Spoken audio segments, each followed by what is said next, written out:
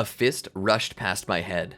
I could feel the ferocious heat burning from it. It was so hot that it felt like my hair might be set ablaze. But then again, I was bald. Or more like shaven. Shaved is a hairdo, even if it is technically a hair don't. All the same, the burning fist felt like it singed my cheeks. Instinctively, I jumped over a leg sweep, and in a moment's time, I was standing back to back against my adversary, moving left and right. I was trying to understand this. What was going on? Why was I here? I was fighting without my mind. This was all instinct. Ultra instinct, I asked myself? I must be in the Dragon Ball world, right? No, I don't recognize this. I continued moving around. That was when I realized the snow, the faces of others, and lastly, the arrow tattoos on my hands. Wait, I'm not Krillin, I'm Aang. A look of disappointment crossed my face at that moment. I wanted to be a planet buster. But now that I was more conscious of who I was more in control. This body possessed muscle memory, the abilities of a highly skilled martial artist who had studied so much that he could move without knowing. My body was now moving on its own, 100% efficiency. With my newfound mastery, I would leg sweep and then create an updraft to lift my adversary into the air and drop him into the snow. As my enemy pulled his head out of the snowbank, I finally recognized who I was fighting. Oh right, you're that Zuko character. As if being called that character were the greatest insult in the world, Zuko rushed toward Aang. Or me, I guess, with a pair of flames ejecting from the underside of his fists like daggers. He would swing them at me, but I easily dodged left and right on instinct. And then, what seemed like a bolt from the blue utilized the airbending native to my form to slide between Zuko's legs. But as I did, I tried to grip the waistcoat that hung down from below his chest plate and dangled over his thighs to pull it too. Managing to grab a hold, I pulled Zuko off his feet again and into the snow. Feeling the power in my body, I stood around and turned to face him with a bit of a laugh. I knelt on Zuko's back and pulled his head out of the snow by his top knot. "You're pathetic," I said to him. "I don't know what made you think you could fight me, but you were a fool." I pushed Zuko's face into the snow a little deeper and proceeded to rub it against the icy frost. Pride filling my chest, I stood. Who would dare to test me next? The Fire Nation soldiers would raise their weapons as if they were all about to charge at me. It was then that I realized I had made a big mistake. I was gonna get killed for my hubris. I mean, yeah, maybe I could take them all on one by one, but not all together. At this point, Sokka gripped tightly onto his club. "Hold up," said another voice. It was then that Iroh walked forward. I couldn't help but point to him with a sense of recognition. "Hey, I know Hugh, you're Uncle Iroh." Iroh looked at me with confusion, or what seemed to be confusion, before shaking his head. "The prince has made a deal with the people of Wolf Cove that if he was defeated,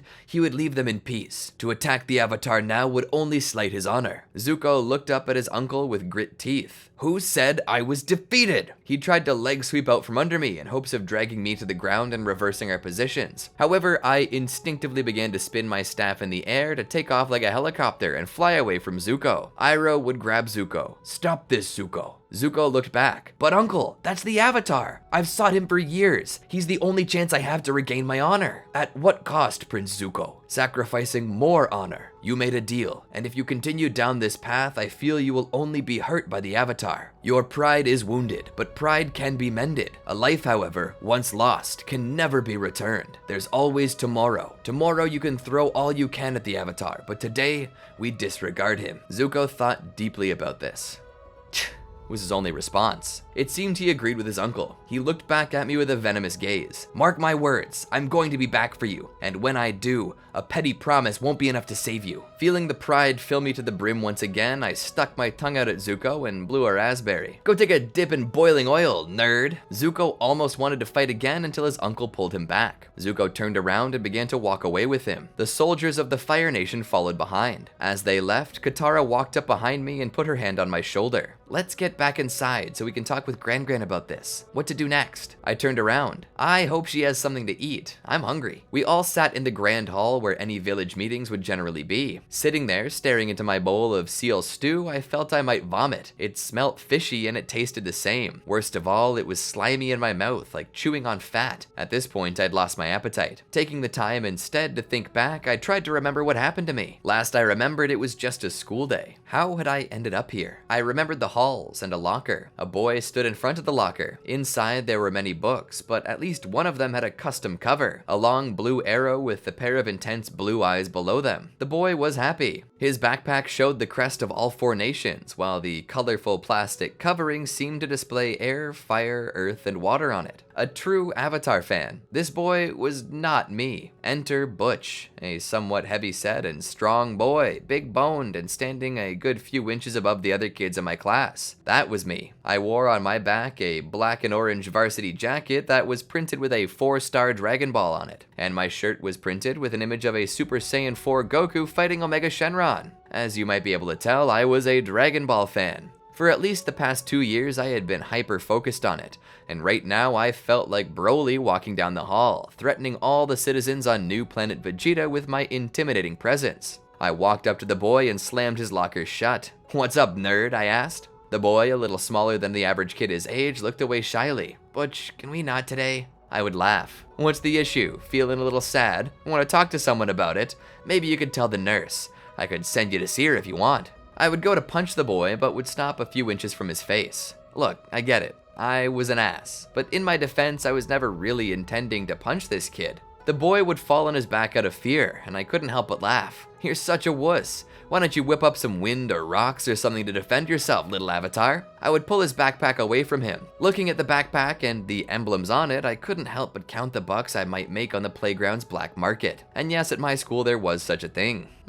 Not bad. I bet I could make a few bucks if I pried these emblems off. "No, please, it's my favorite backpack. I love it." I laughed again. "What is it, your favorite show? They don't even cuss in it. It might as well be Pokemon." I stopped to think about it. No, it's below Pokemon. At least Pokemon's an actual anime. This is one of those fake American anime shows, as if there is such a thing. The boy looked like he might cry. I knelt down to his level. "Oh, what's wrong, little baby? You scared that I'm gonna ruin your precious backpack? I tell you what, I'll let you buy it back off me. How about $5? "But that's my lunch money. That's all I brought." I shrugged. "Well, tell your mom to give you more money next time." Taking a breath, I looked down and thought about it. You know what? Maybe it's mean to ask you to spend your lunch money to buy back your own property. The kid had the most hopeful look upon his face. That was when I dropped the bombshell on him. "I think I'll just keep it instead." I turned around and prepared to walk away. The small child would call out to me and pull $5 out of his shoe. "Please." I would take the cash and count it. That's more like it. I would throw the backpack back at the child with enough force to knock him over. "I'll see you tomorrow, baby." And then I walked away. Truth be known, in the years prior, I'd actually been a fan of Avatar. Seen almost every episode, though it was a distant memory and I could barely remember. Avatar wasn't cool anymore. It died with Korra. What was cool was Dragon Ball. That was the best anime ever made, and everyone knew it. Or so I personally thought, and I dared anyone to debate me. It was a true man's anime. I continued to count my money again as I started to make my way downstairs. Maybe if I add this to my lunch money, I can get a second helping. Or maybe I could just save it up for the new Xenoverse DLC. Just as I began that thought, the oversized shoelaces of my shoes caught on my other foot. I began to fall, and in that moment, I knew this was it. The end. Finito. I began to tumble and fall, rolling down the stairs, my own momentum and body weight pressing down upon myself. I felt my bones breaking behind me.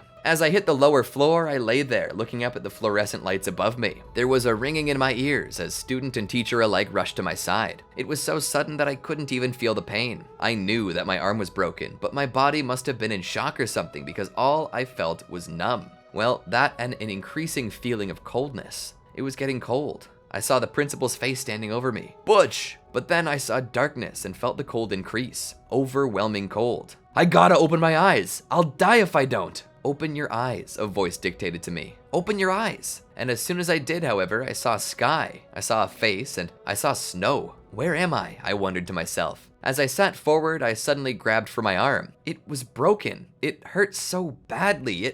Wait, no, it wasn't. I checked my arm and felt no break. I went to run my hand through my hair, but as I did, I felt only skin. I was bald. I looked down at my open hands and saw the gi I was wearing. Wait, am I Krillin? Did I get reincarnated as Krillin? I stood and looked at the ice from which I had emerged. It was only now that I had time to process things here at the table of Gran Gran, and it became increasingly obvious that I had been reincarnated into the Avatar world, which meant or now I should probably say Aang's eyes widened. I died! Gran Gran was a little startled by the outburst. "No, dear, you didn't die.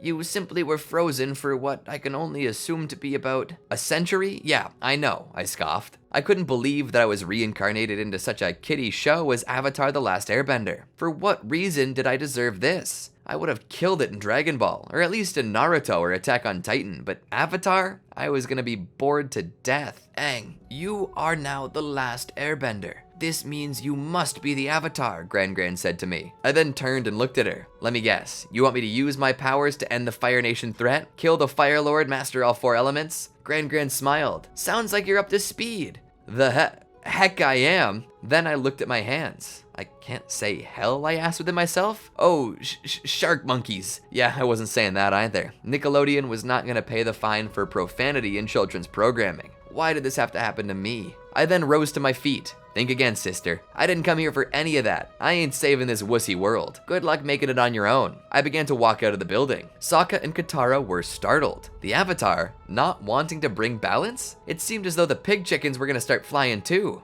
Aang, wait up, Katara called out. The name's not Aang, it's Butch. Leave me alone. I would walk out of Wolf Cove. As I did, I would ditch my shirt, shoes, and pants. I was intent on letting the freezing water take me. What are you doing? Sokka demanded to know. I walked to the ice's edge, getting a reroll. I jumped into the water. Katara freaked out. That water's below freezing. He'll get hypothermia and drown. Then do something, Sokka shouted. Waterbend or whatever weird thing it is you do. Make the ocean spit him back out. I can barely lift a glass of water with my water bending. You think I can lift a person? She shouted. Well, try anyway. He's the last hope we have of defeating the Fire Nation. Deep below the waves, though, I floated. I drifted closer to darkness. This time I better get Dragon Ball. It was then that I felt a shiver run down my spine, from the top of my head down to my tailbone. My eyes began glowing, as did the arrow tattoo. And suddenly, I was standing in a long hall. Please don't tell me I'm in Berserk. Trust me, if there's one world besides Avatar I didn't want to be in, Berserk was that world. Suddenly, a voice called out to me. Aang. No. Butch, yes? What are you doing here? I turned around to see Roku standing there. What's it to you? What are you gonna do about it, old Ben Kenobi? Roku's forehead displayed a small pulsing vein upon it, though his expression did not change. You are not my reincarnation, are you, Aang? You're the reincarnation of someone else. Roku was confused. He'd never seen anything like this. He knew that the Avatar's reincarnation cycle was mysterious, and that only the first Avatar, One, truly knew everything there was to know about it. But he'd never seen another soul reincarnate into the Avatar. For what reason was he here? Regardless, he is the Avatar, and he has a duty to uphold, Roku thought within himself. He would then tell me as such. You are the current Avatar for reasons only the spirits know. If you're the Avatar now, then you were meant to be it. You must fulfill the Avatar's duty. That is to bring balance to the world. I would literally rather die. Roku was appalled. He had seen Avatar reject their calling out of fear. Fear of loss, fear of losing themselves, fear of others. But this one, he just realized, was actually trying to drown himself to avoid it. This was more than fear of death. Why are you refusing this? Roku asked. Because I didn't want to be reborn into this world. I wanted to be reborn somewhere cool, like Dragon Ball or Naruto, not like Avatar. It's a waste of my time. It was then that a sudden flash of light caught my attention. Both Roku and I were confused now, a little terrified too. It was then that the spirit Rava appeared before us. Even Roku had never seen it before. You have been chosen as the next Avatar, outsider. You will fulfill your mission. And why should I give a darn about what some ghost kite says to me? Rava seemed very frustrated by this, but remained calm. You wish to leave this world, yes? I looked at the spirit out of the corner of my eye. Rava would continue. I have the power to send you on your way. Send your spirit to the next world. But for that, I need you to complete your duty. I shook his head vehemently at that. Why should I be forced to do this? They should just let me go and send the next schmo in to do it. And why should that entice me? I don't need your help. I can just take a deep breath underwater and be on my way. The spirit then stormed about with rage and wrath. Because I have dominion over you. If you attempt to end your life on your own, then I'll force you deeper into the cycle. Perhaps your reincarnation will be more agreeable. And what if that one hates you just as much as the last? What if I still refuse, I demanded. I was so sure that nothing would be able to make me love it here that even in death I would still revile it. Don't be so sure that I won't, I said. Rava then opened a portal. If you wish to die an infinite number of times, I can send you to a dimension of unending misery, where you can never die and will never reincarnate. Test me, mortal. I am a spirit and can manipulate spirits. If you refuse your duty, I will send you somewhere that you can never return from. I took one look at that dimension that looked like the Avatar world's version of hell and felt all will to fight leave my heart. Your point is understood. I think I'll take up the mantle of Avatar, but only this one time. Remember, you made a deal with me, one I demand you keep. Rava seemed to calm down a little. Do not worry, mortal. I'll keep my word, so long as you keep yours. And in that moment, I was freed from the avatar state. Sokka and Katara were standing on the ice as my body rose from the water in a violent vortex. The glowing eyes and arrow on my face burned intensely, but as my body touched the ice, I nearly fell over as consciousness and control were returned to me. I stood there feeling a little groggy. Had I actually seen what I thought I had? Wait, of course. How could I have forgotten the spirit world? I shook my head and tried to clear my thoughts. Katara put her hands on my shoulders. Are you okay, Aang? I nodded my head. Yeah, I think so. Suddenly, Katara's hand struck my face, knocking me on my rear, almost causing me to slide back into the water. The sting of her slap felt like 1,000 angry bees had just assaulted my face. I held it to numb the pain and then looked up at her. What the hog monkey's wrong with you, you crazy? My eyes cut over at Sokka, who was still clutching his club tightly. I shook his head again. Never mind. After that stimulating dip in the cold water, I've cleared my head, and I've decided that I'll help you end the threat of the Fire Lord and his nation and blah, blah, blah, blah. Now, can you get me out of this cold? I'm freezing my rear off. They would then bring me back to the village to warm up and dry off. There, I would spend the night before setting out. Truth be known, Sokka and Katara had originally planned to go with me on this journey, but right now they were doubting that they could handle it. But all the same, Katara told Sokka that she didn't believe I had the ability to do so all on my own. I'd prove her wrong. I didn't need help or anybody by my side. I could do it all by myself. I told them so, but they decided to come anyway. Must have been plot-driven. Who would want to come with me on a trip across half the face of the earth? As the morning came, I used the bison whistle to call for Appa, and the three of us got on top and began to fly away. It was there that I tried to recall all of my memories of watching the show. My heart wasn't really ready for what I found there. I looked down toward the ocean as memories and emotions began to flood back. Sitting there on my mother's lap, my hands painted up with washable marker, little arrows drawn on, it was the happiest time of my life. Sokka and Katara saw my face, but it wasn't a smile. No, it was a look of melodrama. Is everything okay, Aang? Katara asked. I looked back. Yeah, I'm fine. I'm trying to formulate a plan. I want out of this world as fast as I can, so I'm trying to set up the best course of action. What do you have planned? Sokka asked. I thought about it. Basically, all I really need to do is master the 4 elements and then beat the Fire Lord. I'd prefer to do it on a day of black sun, but I forget where the bunker was. I missed that part of the episode. I'd been sick on the day of that one and was bedridden. I thought about it. So we need to learn these in order, I believe. It seems that I already understand the airbending part, so I'll need to learn water, earth, and fire in that order. Then I need to find Guru Pathik to help me awaken my avatar state. I'm trying to remember where he is though. I don't think it's the Northern Air Temple. I think that's where the paraplegic kid and his inventor father lives. By the way, we're skipping as much of this filler as possible. The Southern Air Temple is where Aang came from, I think. It's gotta be either the Eastern or Western Temple. I'll figure it out eventually. It's not like we're gonna be pressed for time. Wow, you seem to have it all figured out, Sokka said. I nodded. I used to watch this show. The concept of show was confusing to Katara and Sokka, but they rolled with it. Without wasting time, we would make our way to the Northern Water Tribe. Poor Appa was beat though. He could barely stay in the air, but I pushed him. I wasn't spending a moment more in this show than I had to. As soon as we touched down, we went straight to the stables, where all Appa did was eat and sleep for a week. You really shouldn't have pushed Appa that hard, Aang. I thought the bond between an air nomad and their flying bison was supposed to be tight. I looked back uncaringly at her. I'm not really an air nomad, so it doesn't matter to me. So long as he gets the job done, I don't give a flying dolphin fish what happens to him. That's so cruel, she said. Alright, I'll admit it was cruel. I didn't want him to die or anything, but he wasn't my bison and I wasn't his master. And deep down, I think he knew that too. He had a job to do and so did I. I didn't want to waste any more time, so I pushed him. It's not like I wasn't planning to push myself, too. It was obvious that Katara wanted to slap me again, and for a moment I thought she might, but Sokka stopped her. Katara, I'm starting to think we might have made a mistake coming with this guy. He seems to know what he's doing. Why don't we just take the first boat we can and head back to the Southern Water Tribe? She thought about it. Perhaps we will, but first I want to see if I can at least learn from the waterbending masters here. This is my chance to become a proper waterbender. As the day went on, I went to go see the chieftain. Welcome, young Avatar. It's an honor to have you among us. Yeah, just tell me where I can find your waterbending master or whatever. The chieftain was surprised by this and seemed confused how I could be so apathetic, but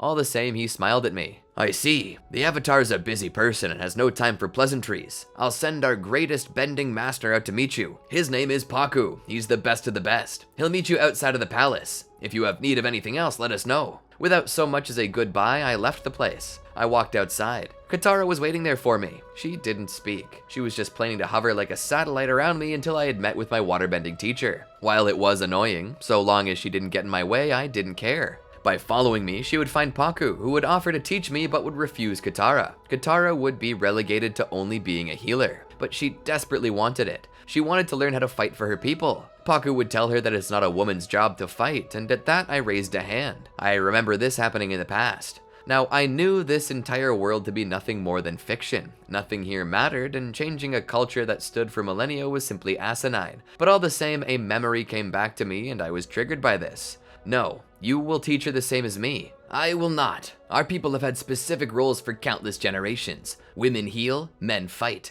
That's how it is. I shook my head. That's not how it's gonna be anymore. Paku was appalled at me. With all due respect, little avatar, but even you cannot dictate how our culture works. I scoffed at this statement. You don't think I can? Well, how about this? If you don't teach her as well, then I won't learn from you. I'll go out and find another teacher. And when I become a fully realized avatar, I'll come back and I'll kill you. All of you. Every single person in this city, man, woman, and child. That's what happens if you defy me. So, teacher, would I have really done that? Hell no. I was a school bully, not Anakin Skywalker. But I knew that the name of the avatar carried with it weight, and that weight was held up by power. That's why I was feared by the Fire Lord, and it's why he should be fearful of me as well. Paku was appalled by this. But you're the avatar. You must preserve balance. I scoffed once again. I'm the last airbender. And if you've watched The Legend of Korra, you know airbenders come back anyway. And it's not because I ain't got jiggy with it with Katara here. Katara's eyes widened. Huh?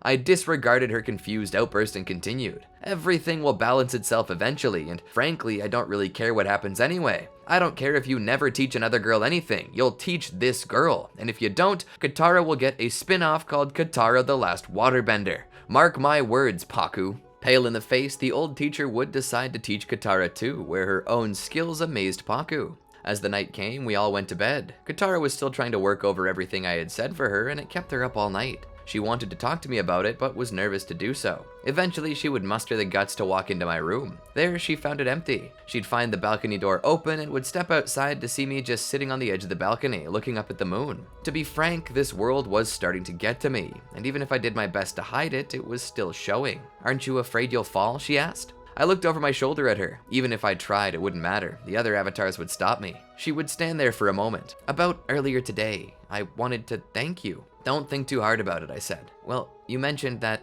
in the future, you and I get married. Surely that means something, right? Oh, I said. The thought of shipping myself with her turned my stomach. Don't get your hopes up. Honestly, I can't stand you. I would never want a relationship with you. Katara was hurt by this, angered and confused all the more. Well, if you hate me so badly, then why'd you try to help me? Her frustration at my somewhat purposefully prickly, uncaring, and mysterious nature was finally starting to get to her. If you truly can't stand me, then you shouldn't care what happens to me. So why the heck would you threaten Paku and threaten to extend your journey that you obviously don't want to be on at all just to make sure that I get the chance to learn waterbending? I sat there as she looked at the moon. Don't get too attached to Yue. Spoilers, she dies in the Siege of the North. Sokka will be destroyed by it. Katara growled. You're impossible. I was a fool to come here to show my gratitude. You probably wouldn't care either way. I don't think you even care about anything besides yourself. I sat there silently for a moment. As I heard her getting ready to leave, I felt something deep within me breaking. It hurt. It was like a dam shattering under the weight, and even though she was nothing but a cartoon character, I needed to vent. I had to talk about it or I felt I might go crazy. I spoke back at her. You were my mom's favorite. Katara stopped as she reached the door. She looked back. What? I sat there all the same, frozen by my emotions that had been buried so long that I couldn't dare come to terms with them. I hate looking at the moon. She walked back out to the balcony. She listened as I continued. Yue died to become the moon and left Sokka behind. I hate that so much. You're speaking prophetically? Have you seen the future? Her questions were souring the moment for me. This was already hard enough, and the feeling that nothing I said would be understood really irked me. You're a cartoon, Katara. A television show that people watch for entertainment. I've seen the whole story. I know what happens. She dies and Sokka is left without love. I didn't care that I was pulling her out of the Matrix and causing her to question her reality. I didn't give a damn that I was going to bring her whole world crashing down, and it's not like I had survived my own crashing world. I needed someone to understand. All the same, her reaction wasn't what I expected. She didn't panic and didn't grow scared. Maybe she internalized it with some explanation. Whatever it was, I never asked or cared, but despite my hateful self going on about it, trying to destroy her so she could feel even an inkling of what I felt, she didn't grow angry. Instead, Katara listened to me. But you don't care about this world or the people in it. Why does Yue's passing bother you so much? I was quiet. How could I answer that? I didn't know, to be honest. No, to be truly honest, I did know, I just didn't want to admit it. Where did you come from? She asked. I came from a place in California, real close to LA. My dad thought he could be some big shot director in Hollywood, but burned out eventually. Ended up moving to the slums. Poor as dirt, the only thing I had was this show, Avatar: The Last Airbender. Katara listened closely. I used to love this show. I used to go to sleep dreaming of bending all the elements. What happened? Katara asked. The magic went away. I watched it with my mom. It was our special show. When Dad was at work and it was just me and her, she'd throw it on TV and we'd spend time laughing and joking, enjoying it as if it were the real world, as if it were the lives we'd never had. What caused you to hate it if you used to love it? Katara asked. By this time, my rational mind was trying to stop me from opening a wound again. Why should I tell you anything? What matter is it to you? I asked. My rational mind was too late. I saw the glassy transparency of tears forming on my bottom eyelids. I had not only opened that wound again, but it was bleeding, hard. Katara spoke. If I was your mom's favorite, maybe I deserve to know why the two of you stopped loving our, show.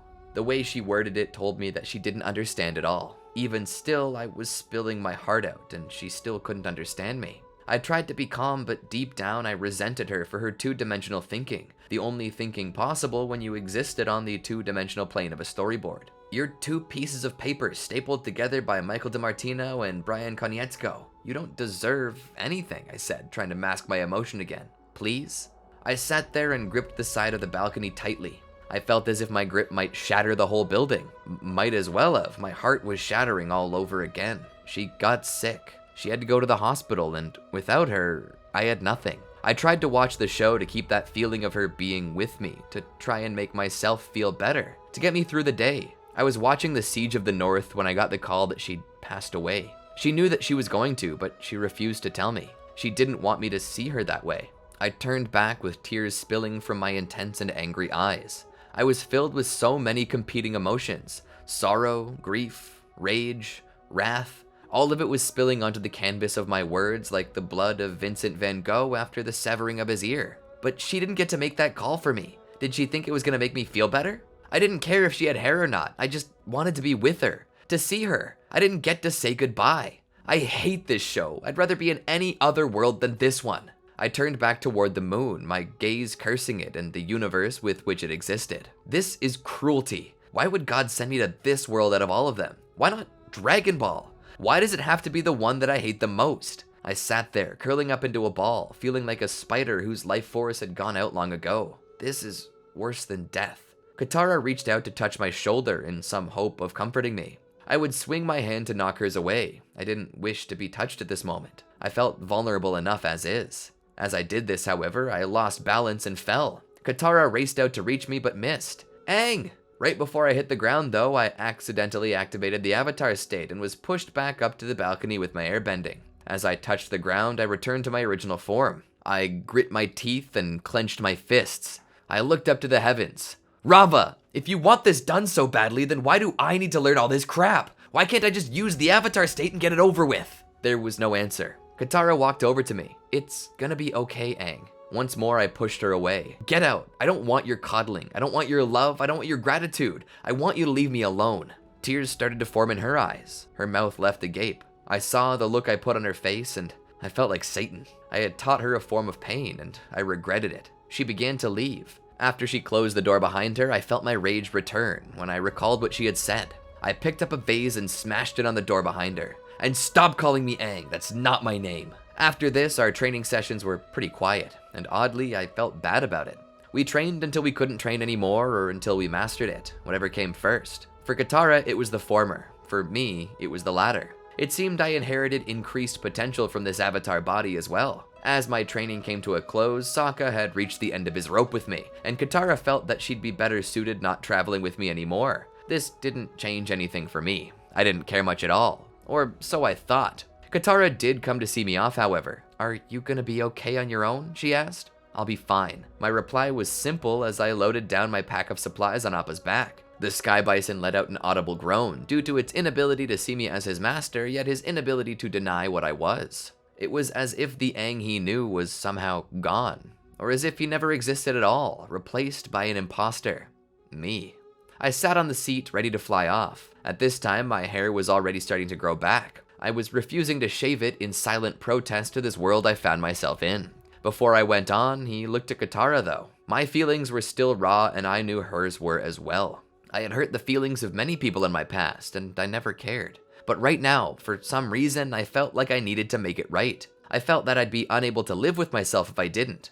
Listen, about that night on the balcony, I took a deep breath and tried again. Look, I'm sorry. You just bring back a lot of bad memories. Everything in this world does. I just really want out of this world. You and your brother used to be my heroes, but I can't feel that way anymore.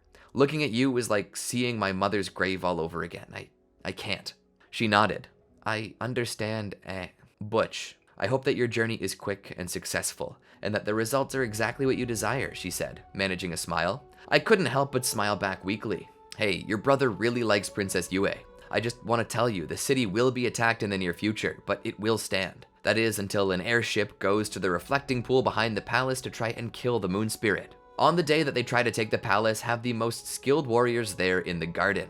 Admiral Zhao will appear there with his own elite squad. Ensure that the moon spirit is protected. If you can do that, Yue will live, and from there, well, the future's yours. I'll remember, she said. I would then look forward. Appa, yip.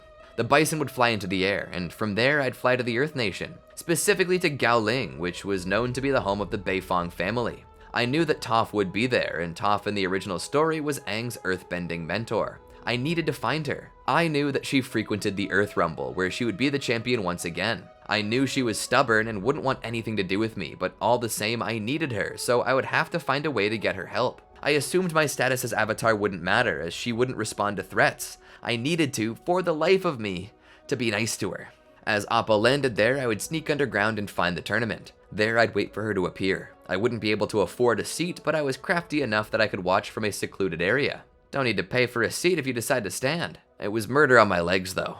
I would watch as the Boulder, the hilarious representation of Dwayne "The Rock" Johnson in this world, made his entrance. I knew this was where Toph showed up. She would beat the snot out of this guy. After all, she was the one who would come to learn metal bending later on in the series. As things went along, however, I was shocked at how much had changed. Toph seemed happy, abnormally so, even kind. She waved to her adoring fans, but most of all, she seemed to be completely capable of metal bending at this direct moment in time.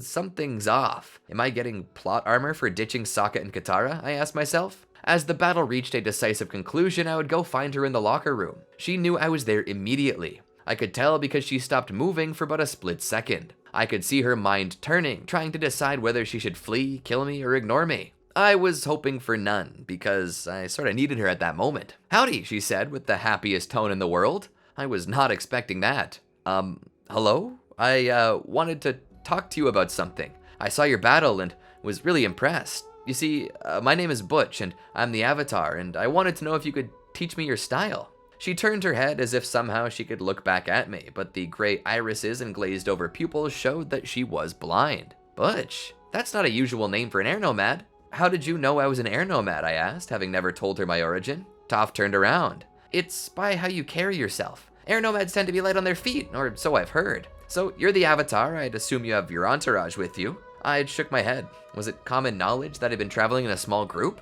Man, Zuko had broken from character if so. He originally didn't want anyone knowing about the Avatar for fear that they might cash in on his achievement. So the concept that he would do this to track me was almost alien. No, I'm alone. There were others, but I left them in the north for, their safety. Toph nodded slowly as she processed the information she gathered. She smiled. Well, Butch the Avatar, you want an earthbending master? You got it. My eyes widened. For real? That easy? Toph giggled a little. You thought it would be hard? I nodded, even though I guess she couldn't see it. Honestly, I did. Aren't you written to be, I've heard rumors that you're rather tough and stubborn, just like the stones you command. No offense. Toph's smile turned to a mischievous smirk. I can be more stubborn and tough if you want me to be. No, this is fine, I said. I just need a teacher, and if you could help me out, I would love it. Toph grabbed her bag and then waggled her finger in a circular motion beside her head. Let's hit the dusty then. Wait, aren't you gonna get your trophy? Don't you want to stay for the ceremony? Nah, I know how good I am, and now they all know it too. I don't need some gold medal to prove anything. Besides, I got something better to do. And so the two of us would leave the city. I kept an eye over my shoulder the whole time, wondering when the bounty hunters would come. Are you sure you shouldn't let your parents know that you're leaving? Toph turned back. Huh? Oh, no, they know I'm strong. They don't care. Now that this was happening, I couldn't help but wonder if I could reliably trust my knowledge of the show. It seemed that because I threw everything off course, that now nothing was set in stone, pardon my pun. For all I knew, the day of Black Sun might never occur, or Sozin's comet might come by the end of the spring or something. Me and Toph continued out into the wilderness, where she said that they could do lots of good training. There was a little stream nearby for cleaning and drinking, and plenty of rocks for bending. I assume you already know the basics, Toph would say to me as she would just roll one over. You are the Avatar after all. Surely you know how earthbending works. I looked at the stone. She clicked her tongue. Already forgot, huh? It's all about willpower. You gotta have willpower. Push the stone, force it forward. When it says no, don't take no for an answer. Only one of you will get your way, and you gotta make sure it's you. She showed me. The two of us trained for a while, and it was clear to both myself and Toph that I had a talent for this. As the day passed, though, she laughed. It's unusual to see an airbender with such a connection to stones. Maybe you were born an earthbender and raised by airbenders, she joked. I just sat there silently. She then came up behind me and began to shake me by my shoulders. Or maybe that's because you're always so tense. Loosen up. It's not like you're earthbending 24/7, 365. You gotta learn to have fun in the moment. Come on. She would lead me to the gently flowing river. She would ditch the long shirt for something more water-worthy and would jump right in. Come on, Tiger, she called up. I was confused. I hadn't been called that in a long time. But even more striking was that she had broken from script. Aren't you supposed to call me Twinkle Toes? I asked. She smiled. I think I like Tiger better. I couldn't help but smile. It felt odd to me. Despite thinking she'd be stubborn and impossible, instead she felt like home. I too would jump into the river. The two of us would play a little as the day ebbed away. I was way ahead of schedule anyway. If the timetable at least matched up, we would still have a long way to go before Sozin's comet came. As we floated about, I decided to speak. You know, despite everything I've been going through while I've been here, this is the first time I've actually had any real fun. You haven't been having any fun on your adventure? Toph asked. I shook my head. After all, it was the truth. I hadn't. Not until now, that was. No, I just really wished that I was home or dead or in the Dragon Ball world. Dragon Ball? It's another world, I explained. I didn't think she would understand if I didn't. Why would you want to be in another world? You get to be the Avatar. That is so much fun. I once knew a sweet boy who would have killed for the chance to be the Avatar. Consider yourself lucky. I floated there in the water. I can't enjoy it. Why not? Toph asked. Because everything I do here reminds me of my mother. I hate it. We used to love this show together, but without her, it's lost its magic. It's an empty reminder.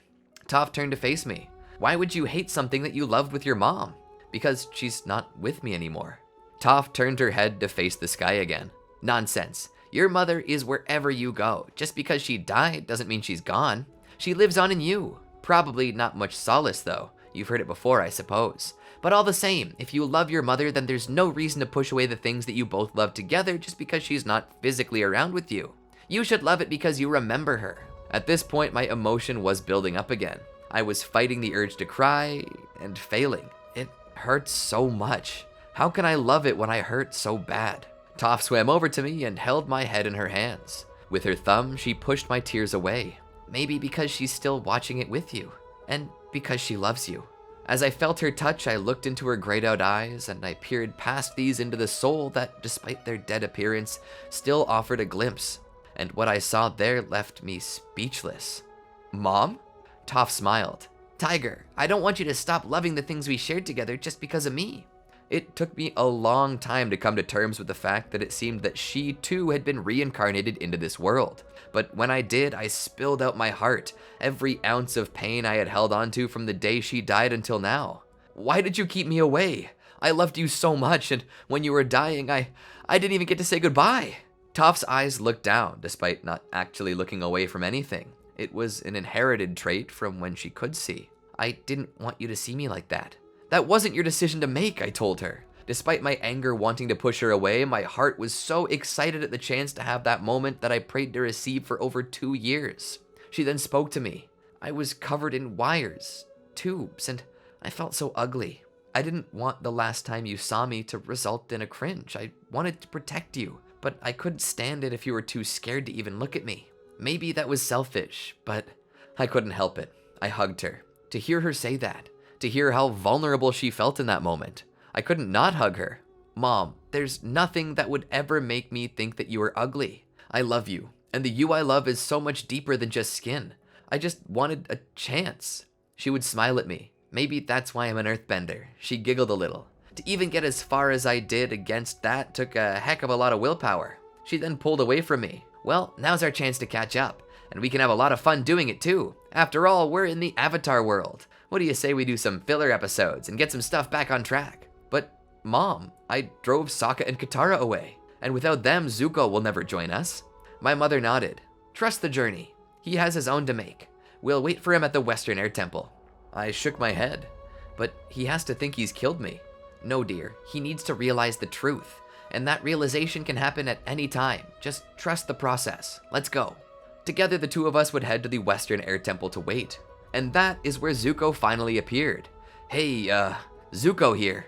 Mom and I just raised both of our hands and waved. Took you long enough, Zuki, Mom shouted. Can you teach me firebending? I asked right off the bat. There was no bother waiting. It was what he came to do anyway, so I might as well keep things on track. And so, under the guidance of Zuko, I managed to learn firebending to a serviceable degree. I had an issue with my control, but not so much with my power. My rage was more than enough to make it work. So, what's next on the itinerary, Butch? Mom asked. I need to master the Avatar state, which means I need to visit Pathik. And so, on Appa's back, the three of us headed for the Eastern Air Temple, where we met with an old monk, who demanded that I drink banana onion juice. Oh, is all I could say. Come on now, when you were just a tiny bean, all you could talk about was trying banana onion juice. Give it a shot, my mother said. I would grab the cup and cover my nose. Only because you're watching me, Mom. I drank it down. I would nearly vomit multiple times, but I would somehow manage to swallow it. Pathik would then bring me deeper into the temple to open my chakras. This is where Pathik found the root of all my problems. To a wise old sage, I must have been as transparent as a thin sheet of ice melting in the sun. While fear was easily cleansed, guilt was a little harder. After all, as a bully, I had made many mistakes. Mistakes that were waking up my conscience.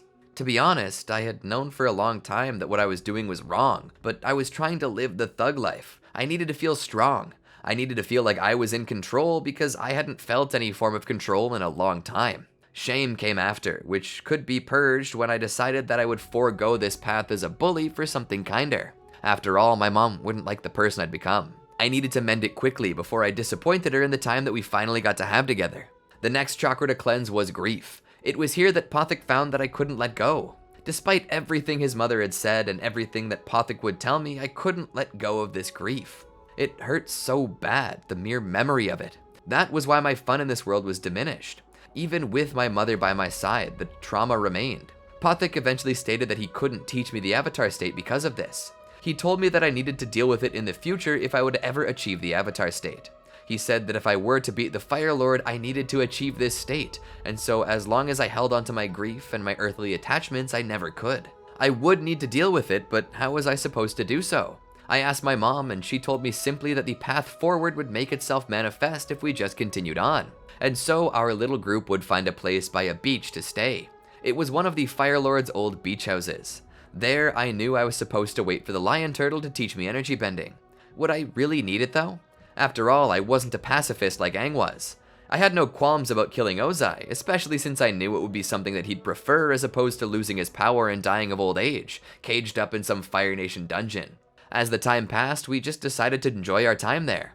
We built sandcastles, went swimming, and there I got to really catch up with my mother. She told me how she was unable to tell what world she was reincarnated into at first because she couldn't see. It was only when she heard the name Toph Beifong that she understood. She laughed as she told me of all the adventures she had and how giddy she was when she finally met the badger moles for the first time. It didn't take her long to learn how to earthbend. I began to wonder if I actually wanted to leave this world at this point. Now that I had my mother, I was considering failing to beat Ozai for the sake of sticking around. But all the same, I knew that if I did, Rava would send me into eternal torment. With nowhere else to go, I went to Zuko about it. "What's up?" Zuko asked. "I'm not from this world, you know." Zuko nodded. Why was it that everyone just accepted this? Perhaps it was because they were all open-minded. And after all, with all the elemental bending, spirits, and fantastical creatures, how could you not be? Your mother told me everything. Reincarnation and stuff like that is strange, Zuko said. If I beat your father, the avatars will make me reincarnate somewhere else, and if I fail, they'll send me to torment. No matter what I do, I'm going to lose my mother again. I really don't want to lose her. I'd rather stay here with her for the rest of my life. Zuko looked down. I lost my mother too. I think about her every day. My entire search for you was to regain honor so I could go home and return to my father. I just wanted a family again. I didn't care what I had to do to get it, even if it meant hurting people. But I came to realize the person I was letting down the most was my uncle, and that he was the one who loved me more than my actual father did. I'm here now because he said I should do what I think is right, and that right now, that's you. I know what it feels like. But your mother wants you to be happy and healthy, and even if that means being away from her. So take the love that she has for you and wear it like armor. Don't turn it into a sword to hurt yourself. Let her love protect you and find that same love in whatever friends or family you have. His words to me hit true, but it's not like it made me feel any better. That night, I couldn't sleep, but it turns out that I didn't need to. The lion turtle appeared and I went out to it. There, I spoke with it and told it the dilemmas I faced, the issues I had, and what I had to do. I spilled my heart entirely. The lion turtle took pity upon me and spoke. The path that's correct isn't always the path that we desire. Loss and gain are both temporary. They falter in the face of eternity. But who we are and who we become will never cease to be. They are eternal. It's through fire that metal is forged and purified, and while the metal bends in the heat, it's soon cooled in a soothing cold bath, which helps it harden and become stronger than it was ever before. It then bestowed upon me the fifth and final element, energy bending. By this time, we were already behind schedule, but that was okay. This let me and my mother have more time together. But as Sozin's comet approached, the time to fight was here. My mother would tell me that she couldn't watch because she needed to go with Zuko. I begged her not to go, tears in my eyes, asking why it was she couldn't see me off. I said that if I had to leave her again, I at least wanted to say goodbye. I told her that forcing me to do this was cruel and that it was the same thing as before, like when she died without letting me say goodbye, but she shook her head. No, it's not. If that has to happen, then the time to say goodbye is now. You just don't want to say goodbye.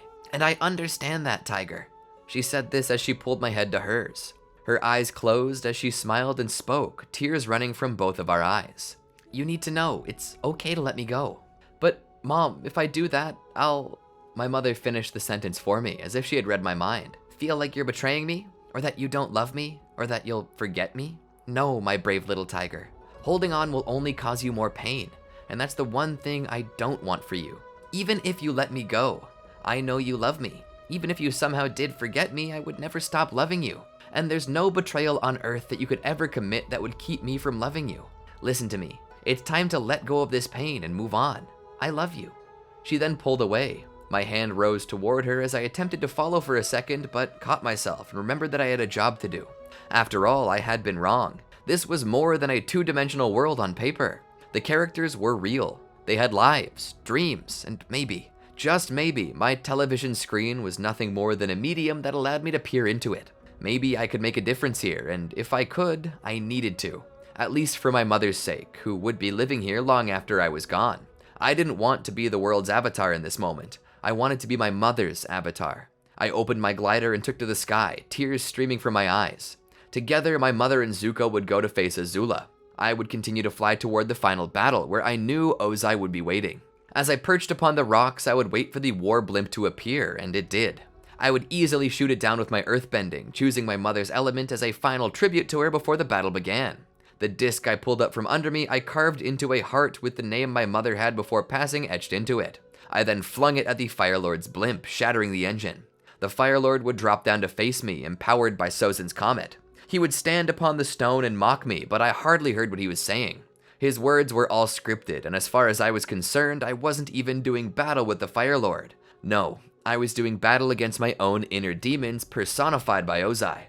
My inability to let go of my mother, the monster her loss turned me into, and the inability to properly resolve it. That was what I saw in Ozai's eyes. I saw my old self. As the battle began, me and the Fire Lord launched toward each other. At this point, Ozai was well beyond my skill level. I had only been training a month or so in firebending, and despite being the avatar and boosting my own affinity for rage, natural skill could not overtake the pure experience that Ozai represented. Powered by the comet, his strength pushed me back, overwhelmed my flames, and then proceeded to foderize the other elements at my disposal. "You must learn to let go," a voice said. "I can't, Rava. You're asking me to say goodbye to my mother. It's like she's dying all over again." "But she's not," Rava said. "Your mother is alive and well, and while she might not be by you, this doesn't mean she's no longer there. Listen, life is full of hellos and goodbyes, and we don't always wish to say goodbye, but it's a natural part of life. And just because we say goodbye for now doesn't mean it always has to be so. We may one day say hello all over again. Just as goodbye isn't the end, neither is death. The soul never dies, and the spirit lives on forever. Be happy to know your mother is okay, and be ready to say goodbye as every child eventually must.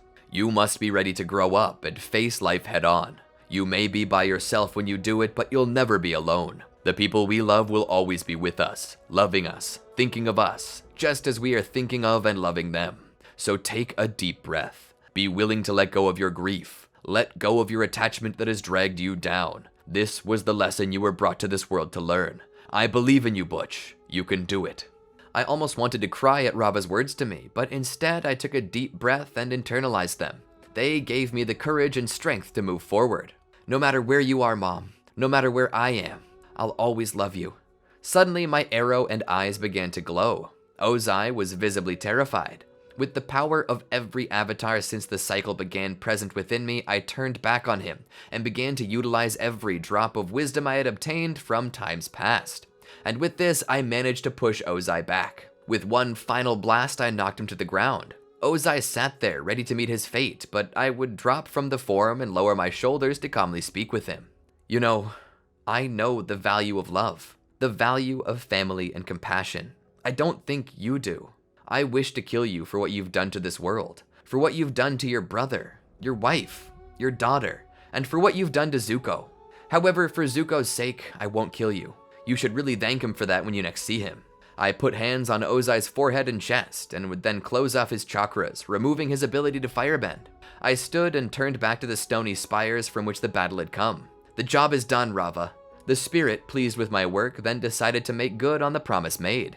As my body was enveloped in light, and I felt my soul leaving Aang's body, I looked up to the sky. "Mom, if you can hear me, I did it, and now I'm moving on. I just wanted to let you know, I love you." And suddenly, I was gone.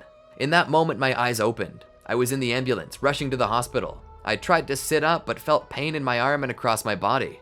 "Whoa, whoa, whoa, whoa, whoa, don't try to move, you could rupture something." I laid there. "Where am I?" The paramedic began checking me. "You're in an ambulance, on its way to Martin Luther King Jr. Community Hospital. Can you remember what happened?" I searched my memories and tried to think back. I fell downstairs. It was then that I began to wonder if that truly was a dream. "How long have I been out?" I asked the paramedic. "About 30 minutes. I was surprised. I could remember every day, week, and month that passed by in the Avatar world vividly, and that was all in the span of 30 minutes? I'd be admitted to the hospital where my father would come to see me as soon as possible. I had broken my arm in 2 places, but thankfully nothing else important. There was fear for my spine for a time, but an X-ray and MRI had determined that neither my spinal cord nor brain had suffered any lasting damage. And so, after a couple weeks of rest, I was allowed to return to school. Just the same, I walked into school, and some of the kids either looked at me with fear or whispered about me behind my back. It seemed they were all still scared of me, and why shouldn't they be? I had, after all, been a bully. As I moved through the halls, though, I went to a locker where I would get out my backpack, Dragon Ball Z. I threw it over my shoulder and prepared to close the door. Then I noticed in the back of my locker a sticker that showed the Avatar's arrow. It had been scratched out, but was still mostly visible. This caused me to smile, remembering my dream. I turned back and saw that small kid with his Avatar backpack. He had apparently forgot to zip it up, and now all the contents were spilling out. I couldn't just walk away. Not after everything I had faced. Not after everything I had done. I walked over to him and began helping him put it all back in the backpack. I would smile at the boy, who at this time was very suspicious of me. "I'm sorry I made fun of your favorite show. To be honest with you, it used to be my mom and Mai's favorite as well, but stuff happened and I lost my love for it.